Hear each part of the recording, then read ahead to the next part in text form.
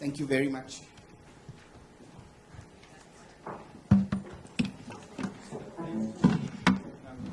All right, thank you very, very much, Dr. Matutu.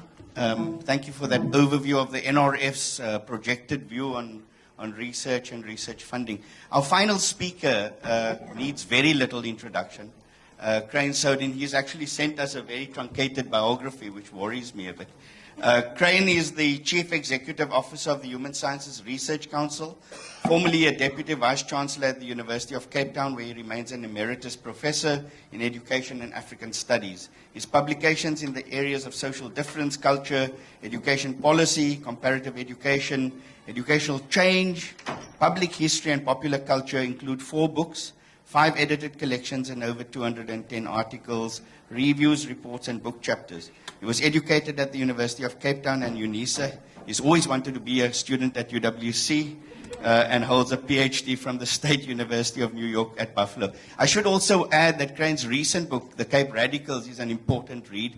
But more importantly, he's written a very, very substantial review of 3 books from UWC in which he's cast a new reflection on questions of race and the study of its history at UWC. So welcome, Crane. Thank you very much, Pramesh, and thanks, colleagues, for having me here. Louise was trying to tell me something, and I couldn't take it in. I'm saying, do you need to use the pointer? I may, but perhaps I won't. Can I ask you not to? Because then we can just enter between the slides, because I'm running it from your stick. Okay. Okay. Yeah. I'm sorry. So just up and down. Or just enter. Okay. All right. Thanks very much, colleagues, and thanks to Nasima for asking me to be here. So I'm going to take a lot for granted because Nico has done a lot of the work for us in setting the context. I'm going to talk to elements of what Nico has raised, but I'm going to be a little higher level than Nico was. So I'm not saying better. So that's what he said when I wrote the 2008 report. And we're still dealing with the consequences. Okay, so there are really just 2 points that I'm going to be wanting to talk to you about. And I'll flag the first and quickly pause on the second. And it's these 2 things here, which I think are a real issue for us. The big question for me begins with the rather dismal conclusion to which I came after looking at the literature, that we actually do not have a sociology of higher education. Right? We do not have a sociology of higher education. We have disciplines that talk about what higher education might be all about, and critically those disciplines are led by managerialism, are led by the managerial sciences. So you have any number of texts which will talk to you about the modern university, and they're essentially looking at these institutions, the modern university, as corporates, and using corporate terminology, corporate kinds of frameworks in trying to understand what this complicated thing actually is. So I'm going to begin by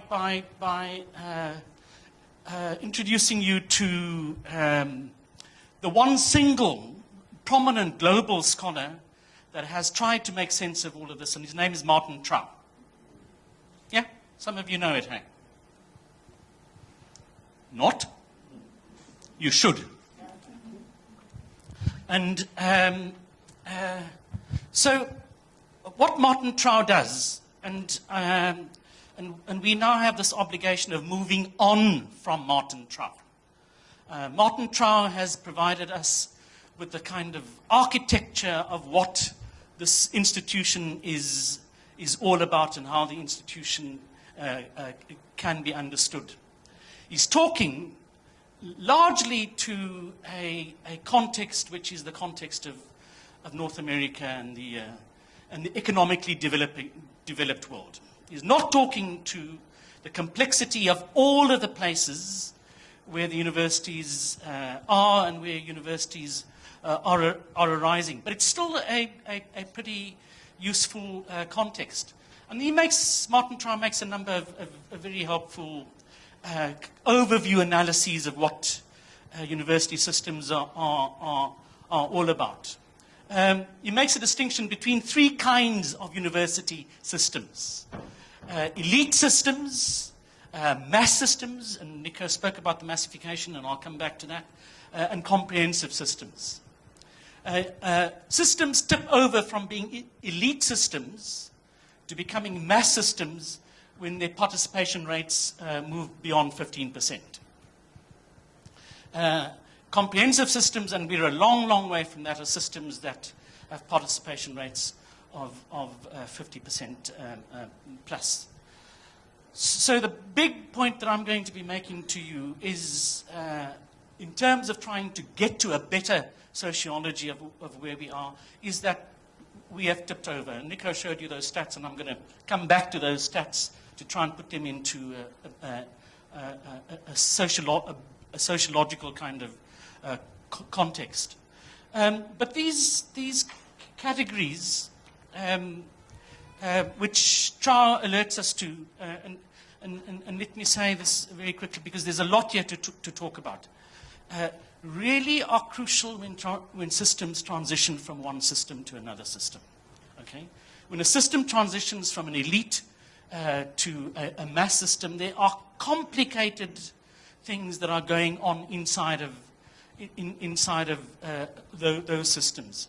And the value of Trow is how we come to understand and make sense of when these transitions happen and how they are happening. And I'm saying to you that we're in a transition.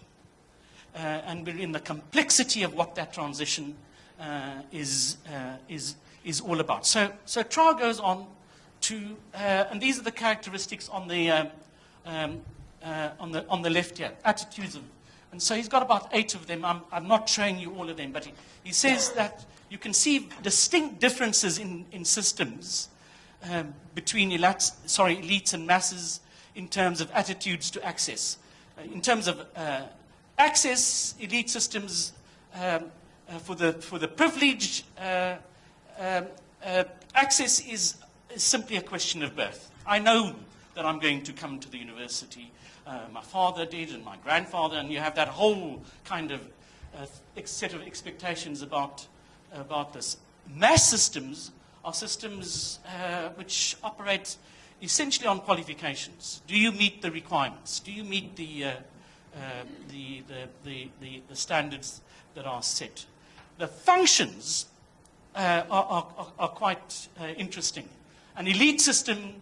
And you think of Oxford, Cambridge, Harvard, and the way in which those systems, those institutions still work to this day, are institutions which explicitly talk about being shaping of the mind, the character of the ruling class, and so on. We've inherited a lot of that language in thinking about, what we want our system to be. But practically, mass systems are largely about transmissions of skills and just broader preparations for people for leadership roles. Elite systems, in terms of the institutional characteristics, are homogeneous with high common standards, small residential communities, clear boundaries between people who are in them. Mass systems are like complicated cities. They are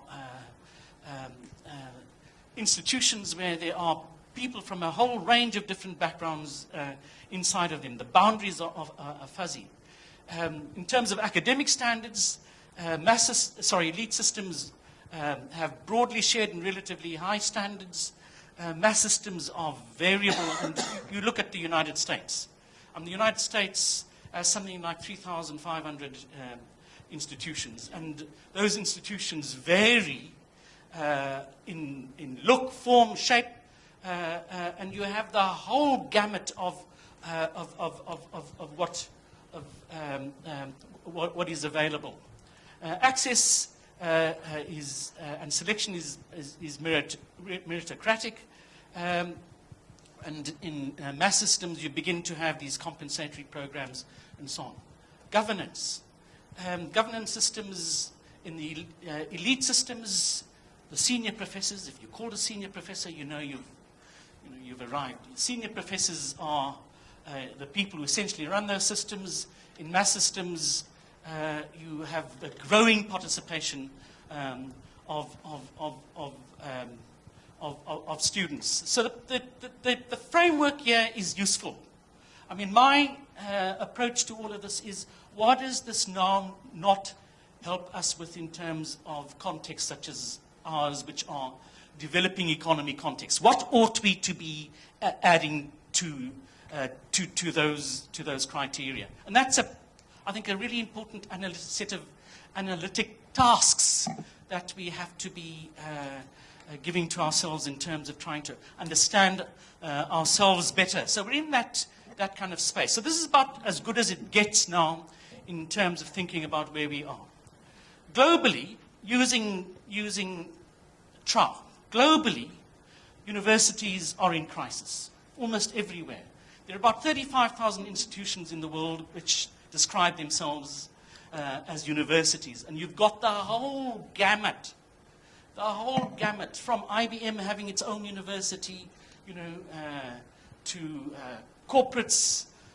Telkom here in our country for a while also was in that kind of space, to these highly elite institutions which operate on the basis of very strict kind of selection criteria of admission. They all call themselves universities, all of them.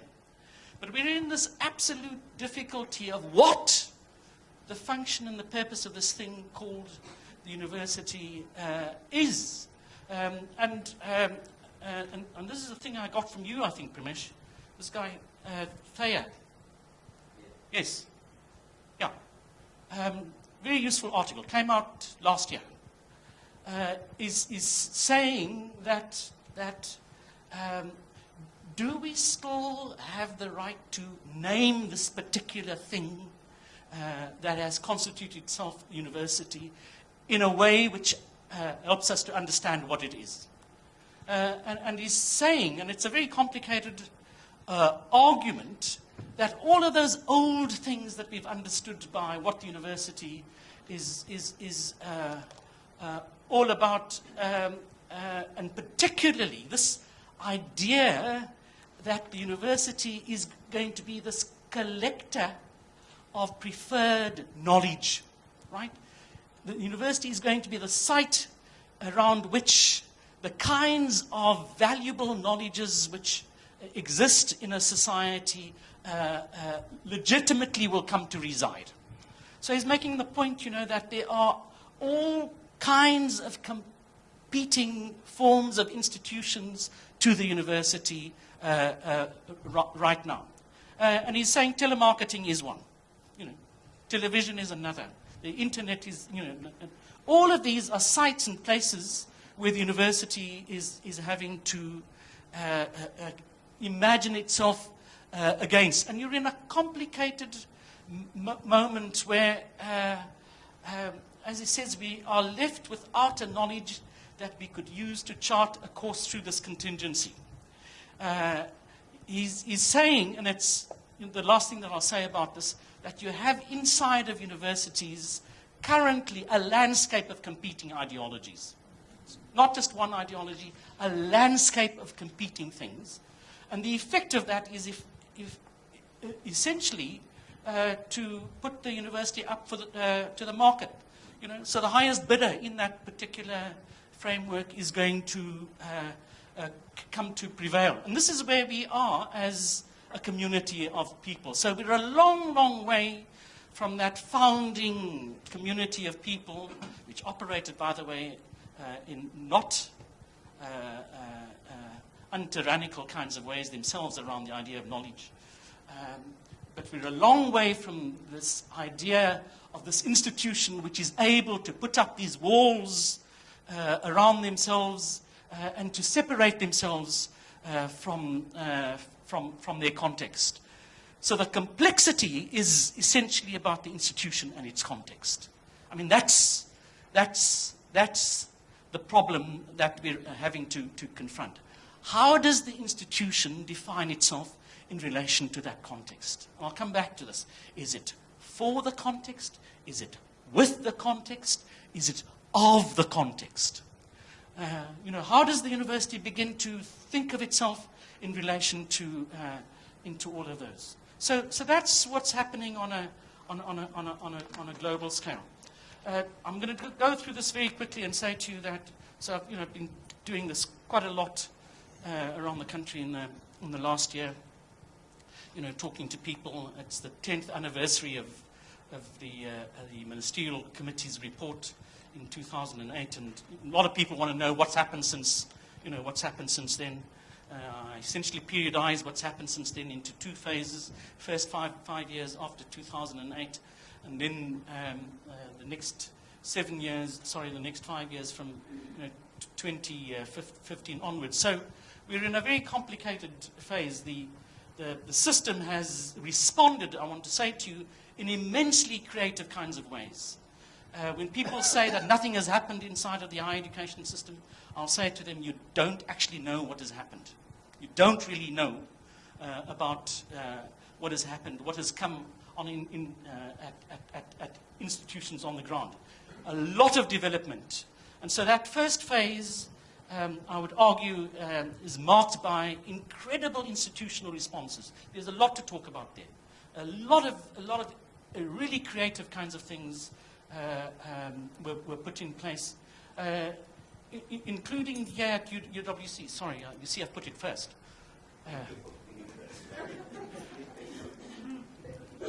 The establishment of the History Seminar and the Centre for Humanities Research.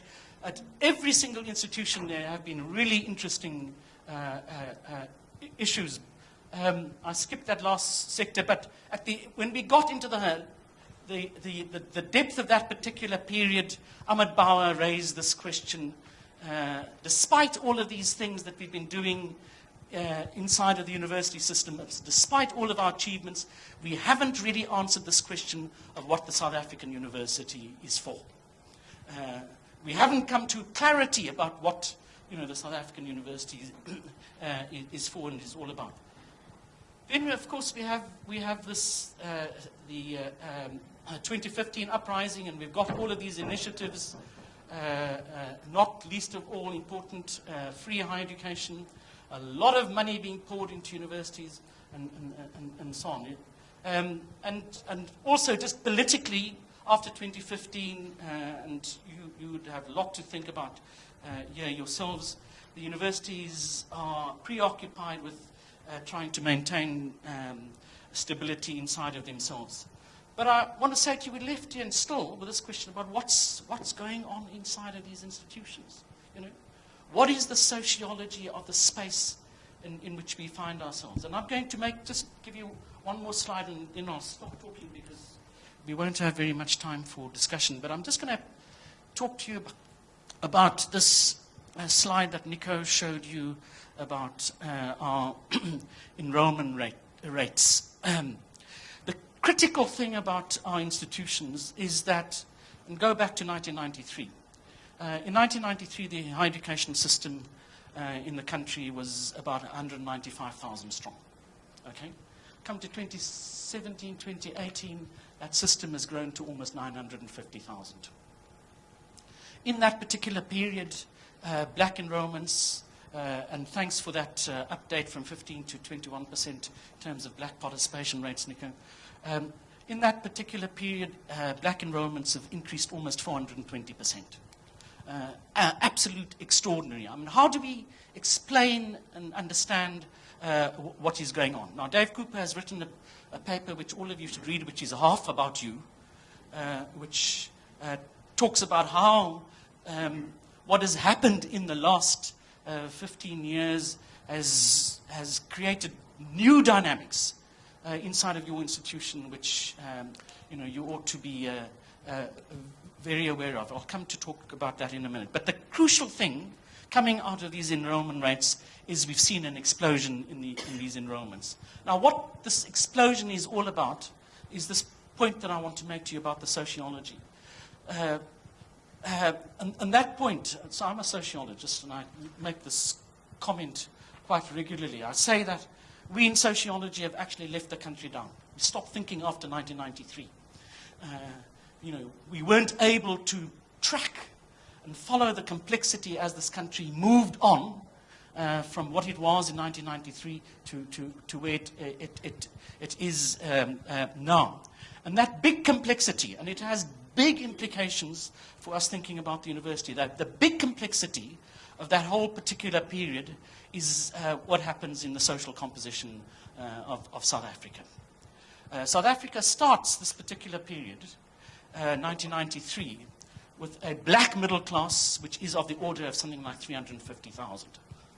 350,000 people, and it's a very fragile black middle class. 350,000 people out of a population of about 45 million. When we get to 2014, 2015, a whole lot of us sociologists, economists, on a big argument about how to understand what's going on in this black middle class. But the big thing about this middle class is that it has expanded to either 4 million or 14 million. So it depends on the kinds of definitions that we are talking about. So the issue which I put in front of you is that the country has gone through a kind of social revolution. It's a demographic revolution which we as sociologists have paid no attention to at all. There are about 3 books written on the subject, about 15 articles which poorly understand what this phenomenon is all about. But here we are not being able to explain what has happened in our institutions, in our universities. How this change that has happened in the broader society has manifested itself fundamentally and directly, I want to say, in what's going on inside of the institutions. The critical thing about this black middle class, and this is where I think we come to get a better understanding of our institutions, is that this black middle class is a fragile middle class. It doesn't have all of the kind of material depth of the established middle class, and more critically, its social capital is not in alignment with what the social capital, intellectual capital, of the university is. So you have these people coming into the universities. Their parents may be driving BMWs, but not a book in the house. Really complicated kinds of movements that are happening. It's a very sensitive thing to talk about. People don't like talking about it. It's awkward. It's awkward. Talking about ourselves. It's really tough stuff. But you've got these students coming into the institution. So these are now students that have produced now what we are calling this mass system. And you now take this mass system and you look at those criteria for understanding the system that I spoke to you about earlier using Martin Trau. And you put Martin Trau onto this landscape. And you can see just where all of the problems are arising. They're arising in access, they're arising in terms of governance, they're arising in terms of the curriculum, and so on. So we have big issues. And so I'll leave here this comment to you and say that we're needing to understand a whole lot better. And this is where your institutional operating plan, I think, has to be a lot clearer. So in your current plan, Larry, you address these questions of teaching and excellence and saying we're going to be focusing, but you've got to make all of that work in thinking about who are these young people coming into this place, and how are we going to engage with them? What approaches are we going to be taking to be dealing? It's not just underpreparedness. It's these absolutely discordant, divergent cultural realities out of which people come. People feel no sense of ownership of the institution. None whatsoever. They may come to acquire that, but they don't enter it with that sense that I'm coming to a place which embodies the kinds of things which are of value to me. they come and the whole thing is strange. Everything is strange. Why are the buildings so big? You know, it's an incredible moment, and we've got to deal with this. So this is about understanding where this country is. You know, this country is moving into the space of modernization, of modernity, but it's a complicated movement every step of the way. And in some senses, we're leaving the young people to make it up by themselves. You know? And so they're creating the resolutions. They're creating what, if you like, the values, the commitments, the ways of the institution and might be. And a lot of them are anti-intellectual.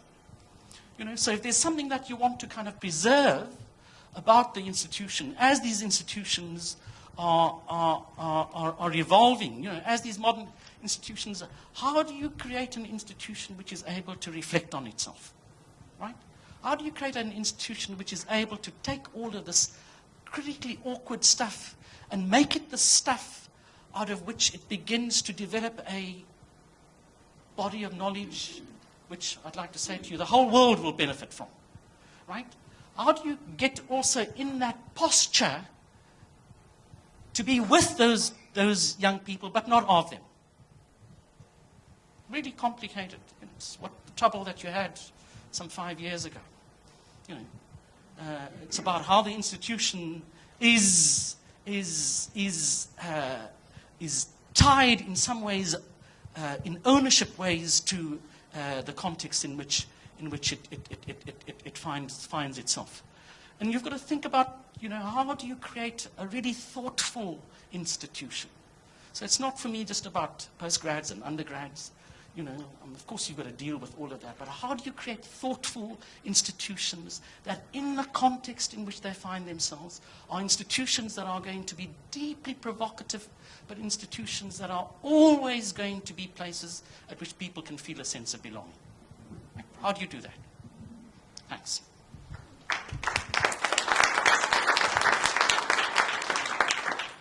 Thank you, Greg. Thank you very, very much for very inspiring set of comments. We've got 30 minutes, I think, Larry. So what I'm going to do is I'm going to start off with one question to get us going, and then to open it up for a general discussion. We've had 3 very, very precise presentations aiming at very important ways in which we might think about the IOP process.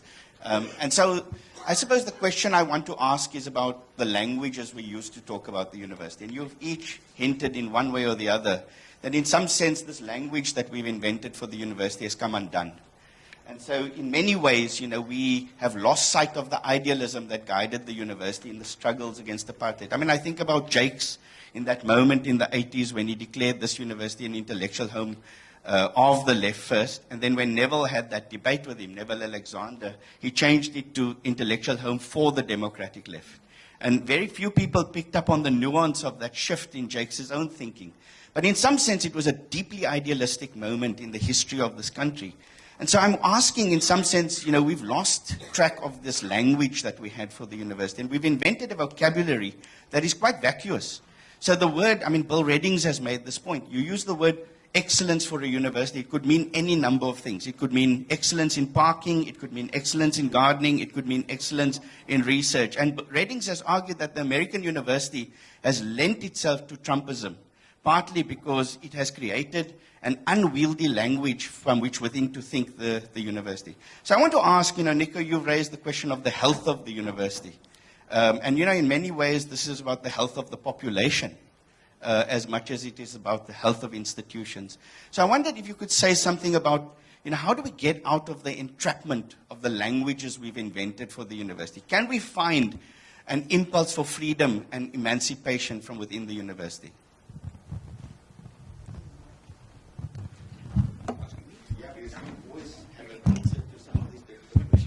No, we don't know.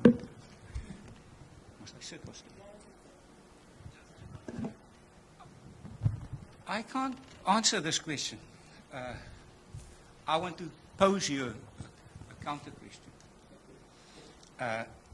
I don't like using personal examples, but you know, my wife and I have got 6 girls. 2 colored, 2 white, and 2 African. and they're all over the place. And they've had different academic careers. 2 went to UCT and did very well. 1 went to UNISA. Other one is an international model. Other one goes to a private university. Not one of them or their friends ever talked about going to UWC. And I would say, why are you not considering UWC? No, they don't know anybody there.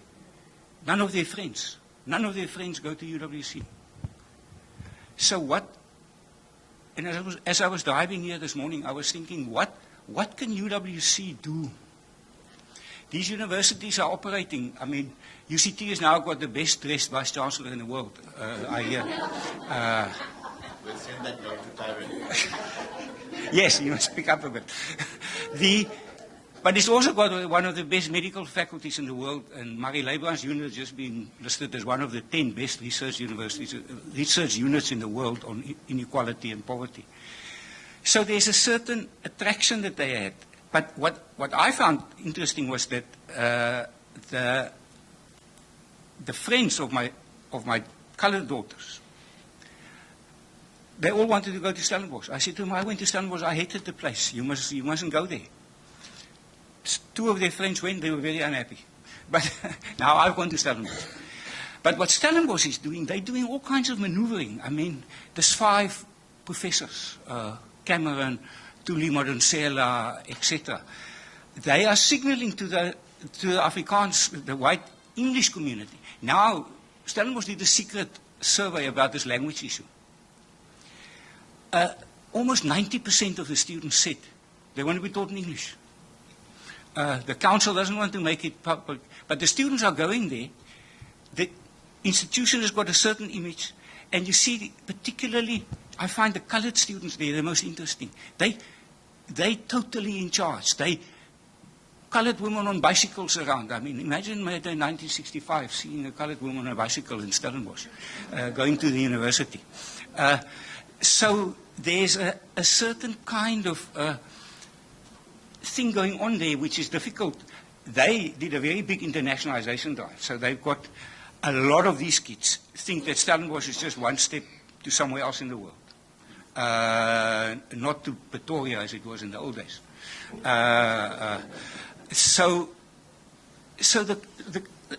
And these things get lots of public attention, and you'll be surprised how the kids pick up on these things. So the question to me is, what can UWC, I mean, you're right with Jakes, I mean, a lot of disagreement with it. But Jakes had a notion, and I know a lot of students. Some of them ended up in the president's office in Pretoria, who came to UWC because of that notion. But now there's no notion of UWC. If I ask somebody, what is UWC known for? Plaas is in the newspaper quite a bit. But there's no, people don't seem to have an image of that the university is famous for something or known for something that will attract young people. So that's my question. No, thank you. I mean, there's lots to chew on there, including the use of the word image.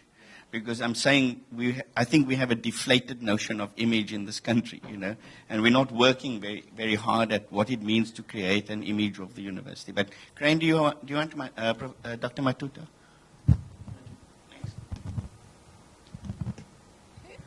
I'm not sure if this was I'm just following from Nico's line of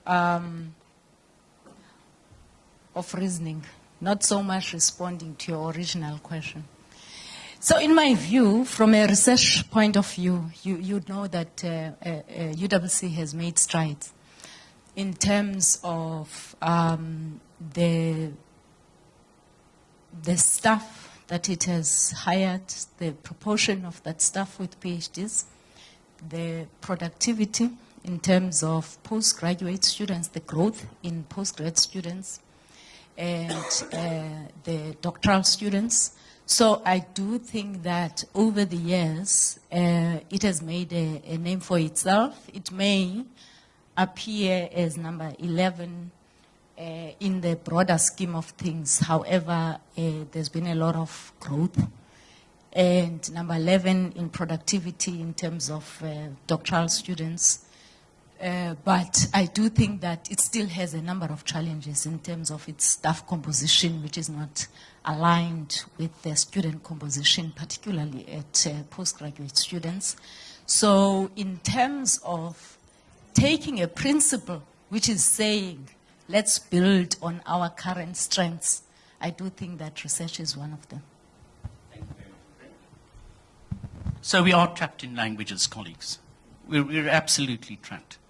Our sociological frames, the language we use, the kinds of categories, are categories that are not helpful. So we have this opportunity, and I'll talk to you very differently, in terms of just what is possible. We have this possibility here. We are, in many ways, and Vivian sitting there, she's heard me several times over the last while. So I'm sorry, close your ears, Vivian. We are in some ways the ontological center of the world. Right? This place. We are a place in the world that is so complicated that we in some ways have aggregated here to ourselves the full complexity of where the world is going. From climate change, if you like, right through to these questions of race and gender, if you like. All of those questions are here. And what have we done with the advantage of being here in the midst of all of that? In the midst of all of that. What have we done with it? And I'm going to say to you, very little. Instead, we are derivative. We are so dependent on what other people are coming to help us, think all of this through. So we should be. So here you are thinking about your strategic plan. Let's say not for the next 5 years, for the next 10 years. Think about how the knowledge frames, the knowledge vehicles, the knowledge impetuses which are going to come out of here are going to be useful. Think about that. Think about what it is that this contribution with this responsibility of your location has for you. Right? How are you going to take advantage of all of that? So stop this timidity. Stop this kind of false humility, this kind of false thing, I'm black and I'm, what can you expect of me? Get rid of that chip on the shoulder, and start thinking that you have not only the capacity, but the right. You have the right to be talking in ways that are far more adventurous. I think one of the many things I'm busy with now is there's this huge thing, and Blake goes on about it, the failure of the historically black universities. They're in total crisis. And billions are going into them, and it's not clear where it's going. Some people still talk about money, etc. UWC is the only successful historically black university. And why? In my new found thing of rugby, diversity. You've got the biggest diversity of the historically black universities, of probably any university. I still want to ask Bunting to look at that. Yeah. Yes. Now, you located in Cape Town, and you the most diverse institution. The problem with Tufloop, my old university, Tufloop and Fort Hare and them is, they're black.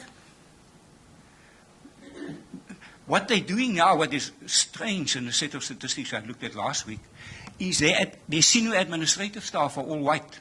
The only change that has taken place is that there's all these whites there trying to make the place work, which is very weird. And they've got this huge group of Africans from other African countries. And instead of that becoming a strength, that's become a division. A Nigerian academic from Fordere phoned me and said, I've been phoned and said, if I publish one more article, they're going to kill me. Now I want to write an article saying, publish and perish. I said, I don't think you should write it.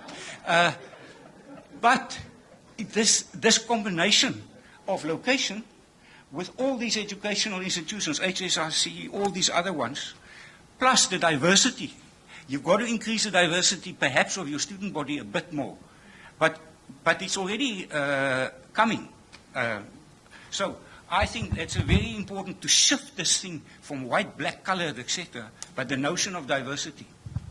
And perhaps even extend beyond the question of diversity, which has also become a catchphrase for some kind of checkbox, because in some sense, what you're dealing with here are rural-urban distributions of higher education institutions. The bulk of our institutions in South Africa are rural black universities. These are made and created by apartheid for certain kinds of projects of population control.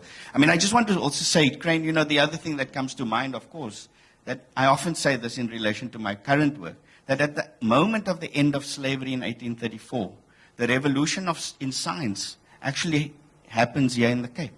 And Herschel is at the heart of it. I mean, the word photography, for those of you who don't know, was invented by Herschel. The first images that are fixed on Devil's Peak. And Darwin visits here in 1836 partly to think through the revolution in science. We're sitting with the university that was the revolution in communication in sciences that hasn't shifted in 200 years. And a sclerotic liberalism, as I was saying, has held on to that concept of the revolution in science. So I do think we are on the cusp of saying something different and something new within the higher education system in South Africa. And I do think that UWC is potentially a space to think that newness. So shall we open it for a round of questions? Professor Lewak. Thanks. Mine is more comment.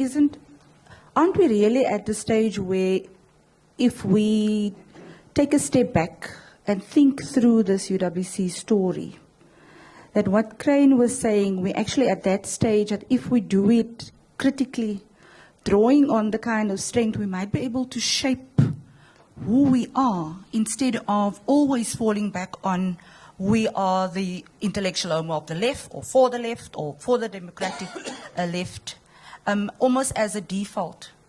And knowing what that story is, I actually think in the 60th year, it should be one of our most important preoccupations.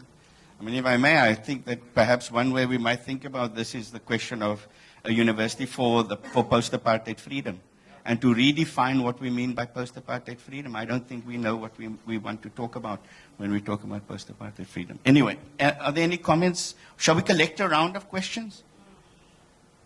I see some money. Mr. Regal. Thank you. Just about our narrative. We do even struggle with it at council. And the issue about, as Nico said, that people don't know. And I think the difficulty is it's true that people don't know UWC exists. When I speak to people from Johannesburg, they refer to, and we talk about UWC, they think I'm talking about UCT because it's in the Western Cape or it's in Cape Town. So it's, I think the success story of UWC, this is just a thought to share for our IOP, is that as a historically disadvantaged institution, the success, its past, is something that I think will carry some light on what the new narrative is going to look like, because certainly for a HDI to succeed in the South African context is virtually impossible, because everybody is measured on the same basis, at the same resources, but with HDIs coming from a deficit position.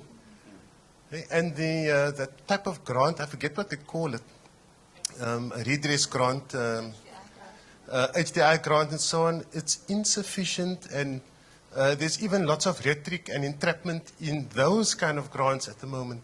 So I think just the narrative of the rebirth of UWC, I think, is a fundamentally important story that especially people from the Cape don't know. They don't know that UWC is right here. If they make a mistake by turning down the wrong road, they'll end up finding an institution right here because we're not along the M3 or the N1 or anything to that effect. Thank you. I think there was a hand up here.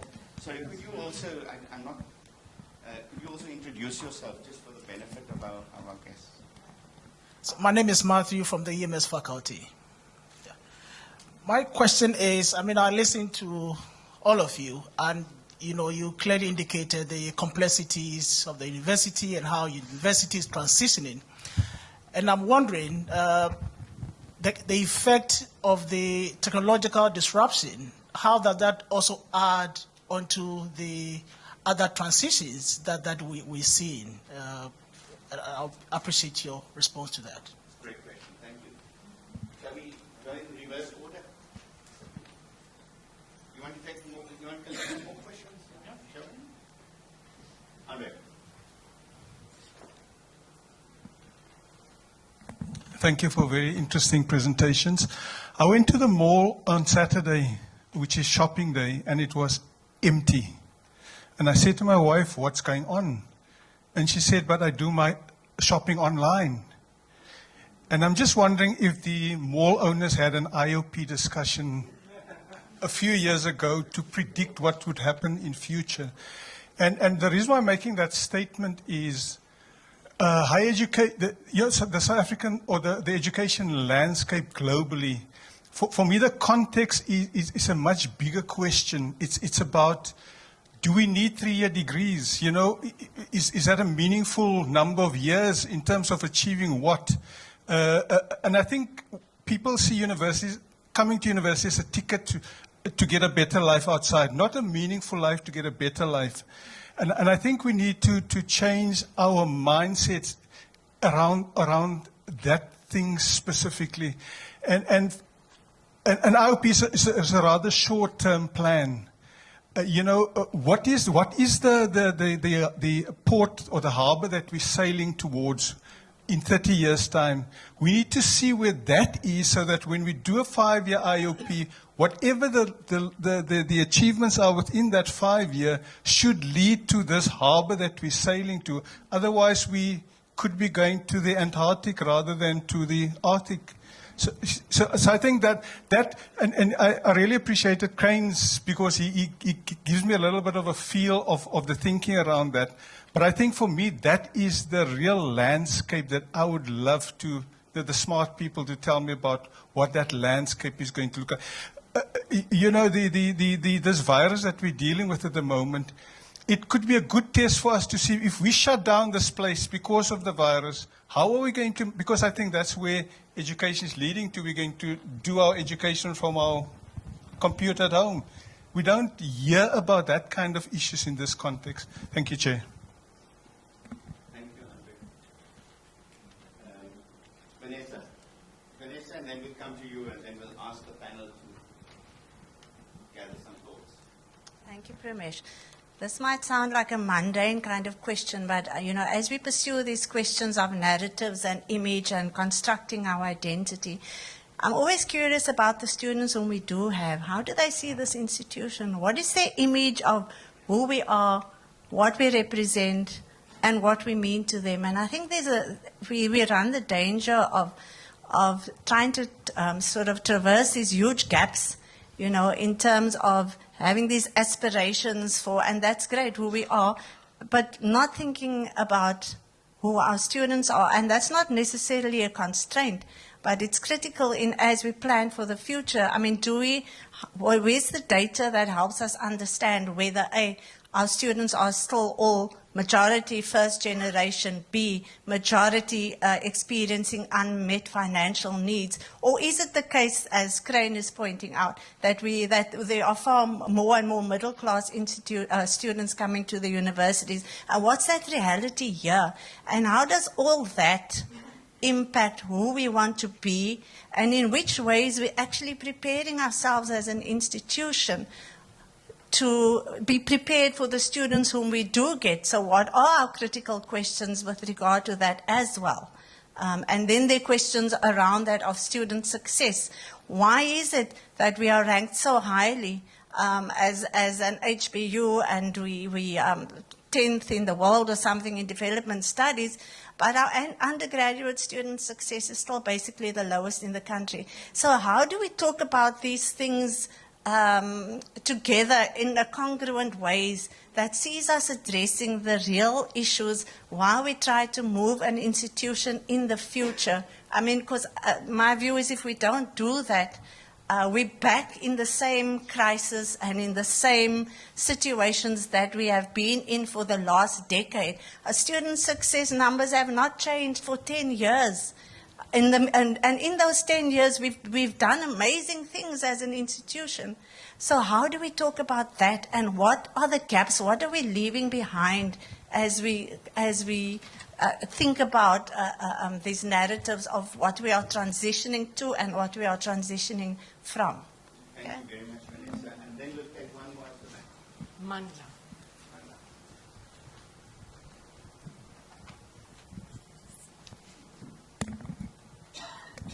Thank you, Mandla Kakai from Sport.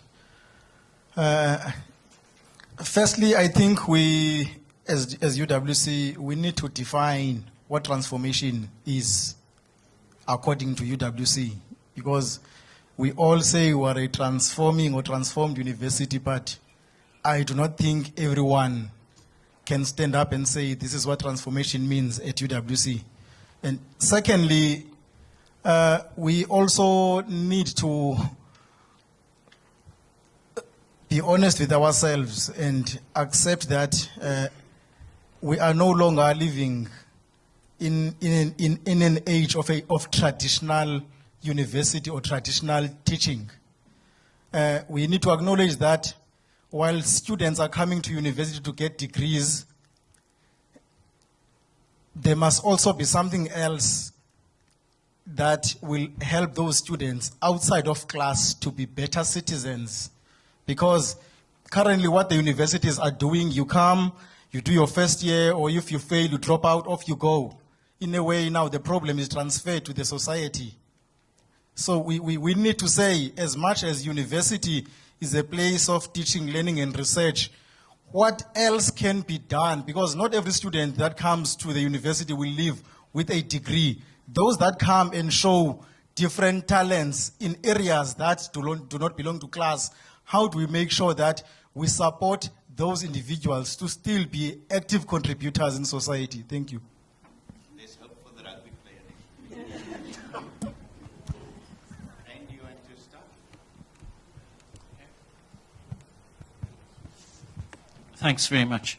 So I won't answer all the questions at all, but some are very useful comments. But just to quickly say the effect of these technological disruptions. So we both exaggerate and misunderstand what's going on. I think what we're needing to be really crucially aware of is how this tech has produced new ways of being, just being a human being, and to engage with that, but not to get into this 4-hour kind of hysteria which the country is in, and which is now telling us that our children should be learning coding from grade 1, which is where we are. We should be teaching them to read. I mean, that's the most critical thing. And so your challenge is how, in this urgency, this constant, this universal, which never is going to go away, about reading and interpretation, how do you relate to that in relation to what is going on with this tech stuff, right? How do you preserve and enhance the capacities for that, for reading and not just sound bites also, but reading a 250-page length book? How many students in the university have read a whole book? Right? How many?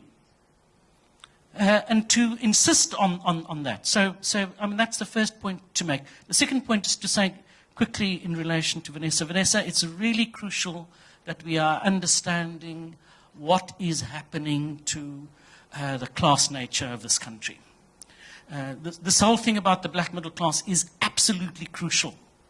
It's crucial because we're talking about social mobility, and the social mobility process is deeply messy. It's got elements to it which we are not articulating. It's got good elements, it's got bad elements, but we've got to understand the full complexity of all of that. And all of that stuff is coming into the university, including poor children, poor young people being preoccupied with labels, right? With what I look like. And it's not something that you're going to be able to avoid, but we have to understand how this complexity of South Africa. South Africa opens up and has this explosion of particularly, let's call it, and I'll put it this way, black opportunity at a time when the world is incredibly different. It's not the same world which white elites were occupying in the middle of the 1980s. So you're in a whole different dynamic. And I think we've got to make clear who it is that these young people are, coming into these institutions, and deal with these young people in the most respectful, dignified, and appropriate kinds of ways. Thank you. I would like to start with the issues that Vanessa is raising, which, in my view, are quite crucial in the development of a strategy document. What becomes a bit tricky in my head is the fact that we called this an institutional operational plan. So the level of detail that it should constitute versus other documents which should be detailed enough to say what's working, what's not working in terms of teaching and learning, in terms of success rates, in terms of, because the trick that we have employed as an organization is to separate that from the strategy and just highlight what needs to be done and then drill into it at a later stage together with the key partners that we are going to be working with.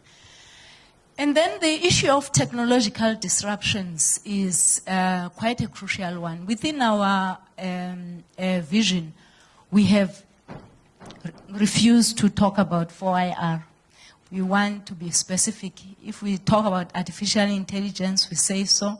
If we're talking about data management, data scientists, and so on, we say so. If we talk about infrastructure surrounding that, we say so, because it becomes so difficult for one to know what you mean by technological disruptions and so on. I think in the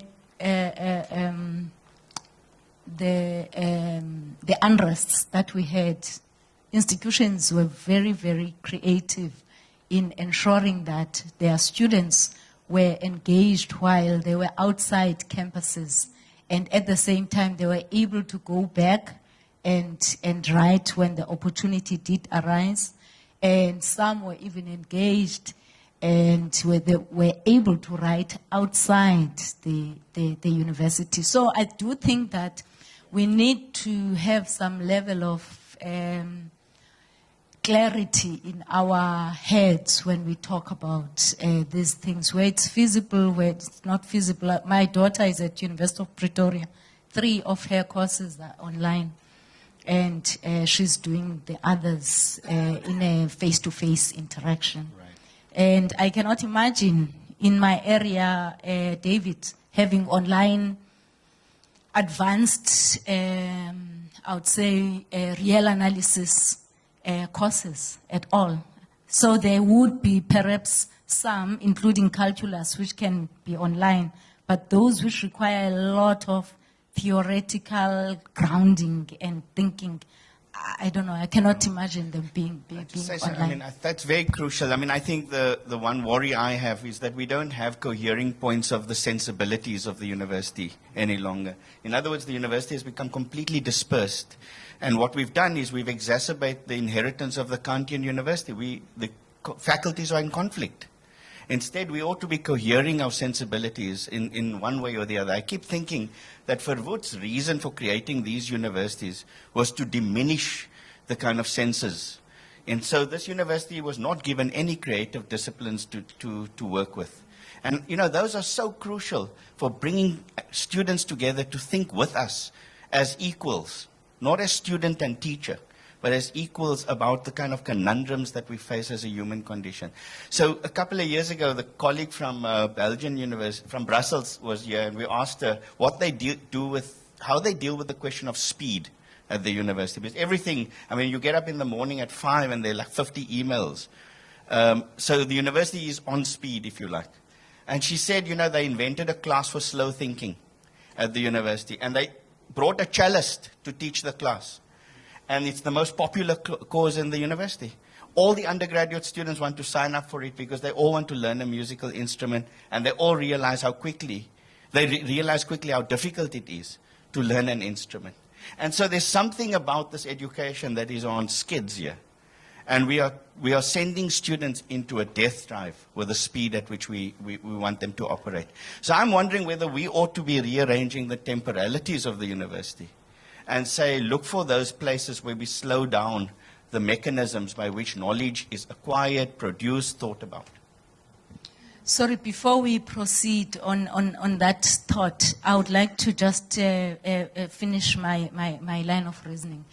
The issue of the disruptions, the innovations, and so on, when we think along that line, we need to be very cognizant of the variety of problems that we encounter as a country. Gender-based violence is not going to be sorted by any form of innovation. It's the humanities, social sciences, analysis, and getting multidisciplinary teams together to find ways of dealing with the issues. And there are so many such kind of problems. Right. So the issue then is it's quite critical for us to amass the necessary teams and the researchers to get us to understand and to deal with the issues.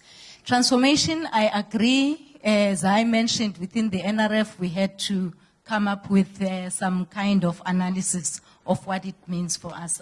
Certainly for UWC, it would be useful. Thanks. Thank you very much, Dr. Matutu. Last word to Nico. Yeah. Forget about transformation. In 2000, when Castells left here after a month, he said there's two things that puzzles him about this country. One is the inequality in a country with so many resources, and the other one is this term transformation, which South Africans use when they stop thinking and make social conversation. Transformation is not taking us into forward. We just repeat the word like some stupid transformation. Nobody wants to tell you in terms of any indicator what transformation means. That doesn't mean equity isn't important. That doesn't mean diversity isn't important. It doesn't mean a whole lot of other things. But it actually stops us from thinking further. What are the things that we need to do? Which is the problem that we have here. UWC doesn't know what are the things that you can declare transformation, but you can't tell us what are the things that now actually signify it. So I really think the notion of change and what we want to change to is a really big issue. And that's what we must try and come to grips with more. Crane is very right with middle class formation. The narrative for higher education now is not development. There is no protest about development. The protest is about access. Higher education is for access. Access to the middle class.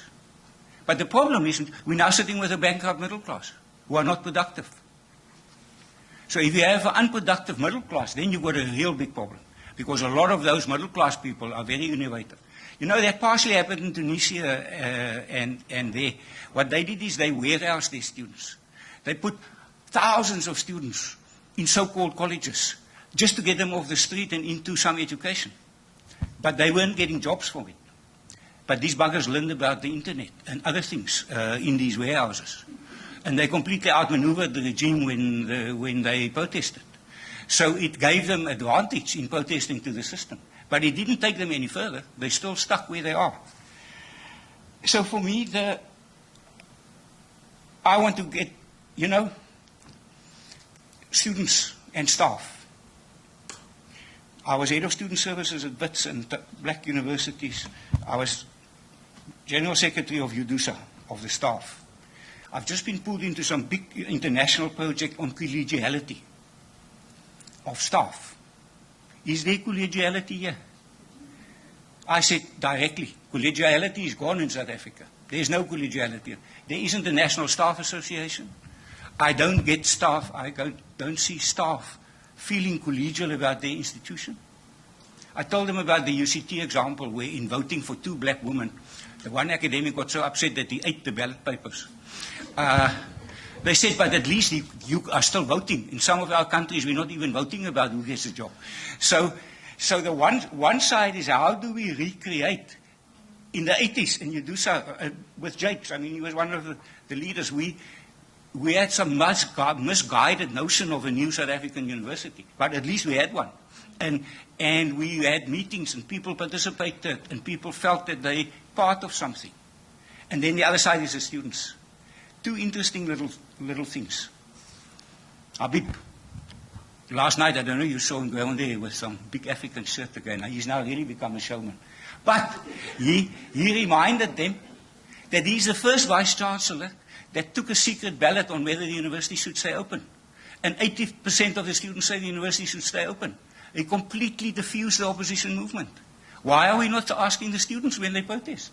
We've got the technology. And then Stellenbosch sitting on a survey that shows that 90% of their students want to be taught in English, but they don't want to make it public. So I think we've got the technology to get a much better understanding of how our students are thinking. What are the things that they like and what are the things they don't like? I don't think we should be dictated to by them. But I think we're really in an era now, get the psychology department there out of going some another conference, some other place, delivering some little paper. And actually help you to understand what is the psychology and what is the issues that your students are facing. And that should feed into your, not having a political meeting with them where the big talkers can stand up and dominate the discussion. That you must avoid. That's my... Well, thank you very much on that very, very sobering note. To the 3 of you, thank you very much for those very important presentations. I think it does give us a lot to hold on to as we think about the onset of this IOP process. And to all of you for participating. We are serving tea and coffee, I suspect, outside, and I'll hand over to Larry, who looks ready to take over. Thanks, Primesh. Thanks for moderating and holding this together. 3 thought-provoking inputs. I'm going to ask our DVC Research and Innovation, Prof. Franz Jose, as a token of appreciation, just to hand over something to our participants.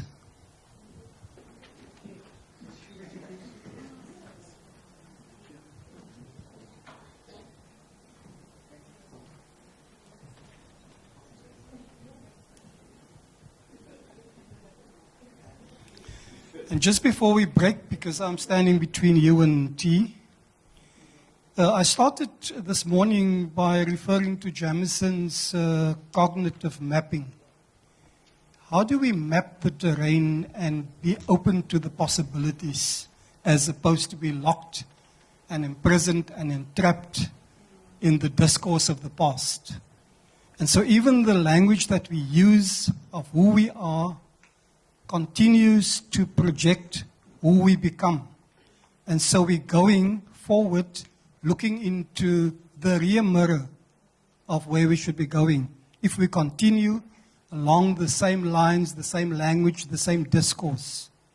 And so in thinking about the way forward, you have been invited today to critically reflect on the input that you heard and to guide us and the task teams in their thinking in the next session about where we might want to be and what we might want to think about. So this was about unlocking in a systematic way interpretations and thinking about the landscape that we're in, helping us to understand what the issues are that we might want to confront, and to think of the drivers of change, to think about whether we are led or whether we are leading the way forward in who we would like to be as an institution. So I'm inviting you after tea, about half an hour, and I'll give the time now to come back. We'll go into workshop mode and just think about what this might mean for us. Outside, there's no attendance register, but outside there are 2 posters. You are asked as a momentum of your participation to just put your name on those posters. So it's not a page that's going to circulate. It's something that we wish to hold on as the kind of DNA replica of who attended today. We're now going to have a 30-minute break of tea, and let's reconvene 10 past. Thank you.